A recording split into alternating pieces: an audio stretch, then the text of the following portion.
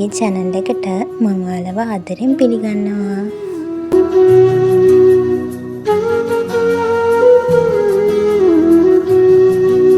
ඉතින් අද මට උදේ ඉඳන් හවස වෙනකම්ම ක්ලාස් තිබ්බා. ඊට පස්සේ හවස වොෂ් එකක් දාගෙන බුදු පහන තියලා පාඩම් කරන්න පටන් ගත්තා.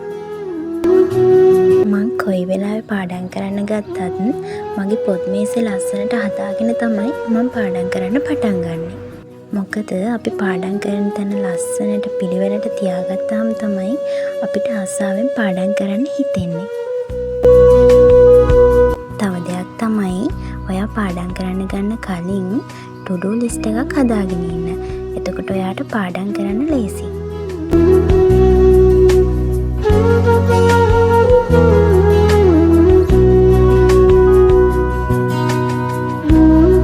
මම මුලින්ම ICT වල MCQ ප්‍රශ්න කරන්න ගත්තා.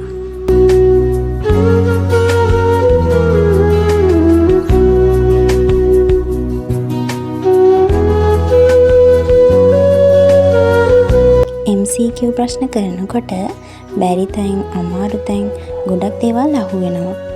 ඒ වෙලාවට නෝට් එක බලලා ඒ අමාරු තැන හරි ගස්සගෙන ඉස්සරහට යන්න.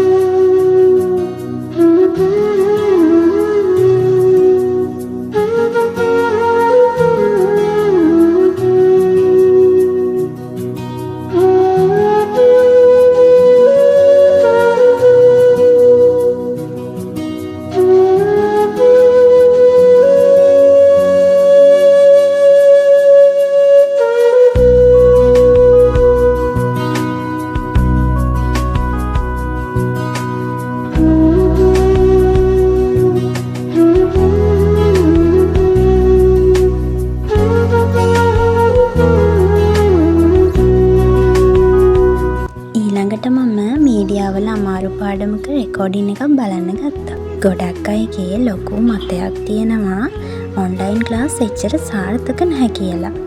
ඒත් මට නම් හිතෙනවා ඔන්ලයින් ක්ලාස් කියන එක සාර්ථකයි කියලා. මොකද බැරි කොටසක් තිබ්බොත් ආයෙ රෙකෝඩින් බලලා ඒ කොටස ගොඩ දාගන්න පුළුවන්. මට හම්බුණ හොඳම ඔන්ලයින් ක්ලාස් එක තමයි මගේ මේ මීඩියා ක්ලාස් එක. මම මීඩියාවලට ඔන්ලයින් ක්ලාස් එකක් හොය ඉන්නකොට තමයි YouTube එකේ දැකලා මේ ෂෙරූ මීඩියා ඇකඩමි කියන ක්ලාස් එක හොයාගත්තේ.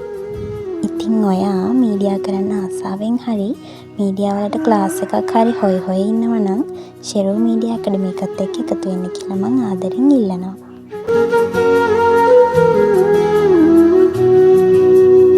ගොඩක් අයට තියෙන ප්‍රශ්නයක් තමයි රැට පාඩම් කරනකොට එන නිදිමත මගේ අරගන්නේ කොහොමද කියලා.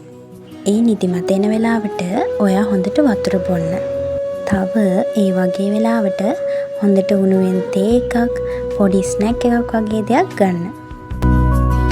ඔයා පාඩම් කරනකොට ඔයාට මතක හිටින්නෙම නැති කරුණු තියෙනවා නම් ඒවා කතන්දරයක් විදිහට සින්දුවක් විදිහට එහෙම නැත්නම් කාට හරි කියලා දීලා වගේ මතක හිටිනවා නම් ඒ වගේ ක්‍රම පාවිච්චි කරන්න.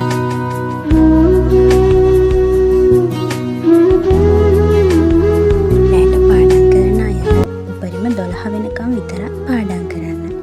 එතනින් එහාට නිදිමතේ පාඩම් කරන්න ගියොත් කිසිම දෙයක් ඔළුවට යන්නේ නැහැ.